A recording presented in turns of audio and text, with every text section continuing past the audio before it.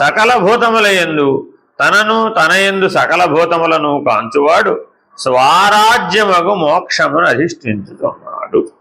నిన్న మనం విచారణ చేశాం. మనం పని చేయడానికి ఏం కావాలి? శరీరం కావాలి, తర్వాత ఏం కావాలి? ప్రాణం కావాలి, ఆ తర్వాత మనసు కావాలి. ఈ మూడు ఉండాలా వద్దా? శరీరం ఉండాలి, ప్రాణం ఉండాలి, మనసు ఉండాలి. ఏ పని చేయాలన్నా ఈ మూడు ఉండాలి.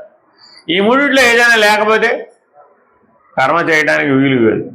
కాబట్టి కర్మ పని చేసేయడానికి పనిముట్లు ఏమిటయ్యా అంటే మూడు పనిముట్లు ఉన్నాయి. ఒకటి శరీరం, రెండు ప్రాణం, మూడు మనస్సు.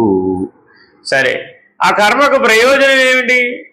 ధర్మ, అర్థ, కామ, మోక్షం. ఏ పనికైనా ప్రయోజనాలు ఏమిటి? 4 ప్రయోజనాలు: ధర్మ, అర్థ, కామ, మోక్షం.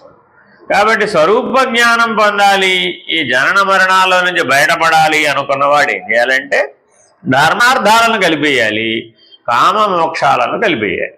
4 కాదు, అవి 2. ఎన్నండి అవి? 2.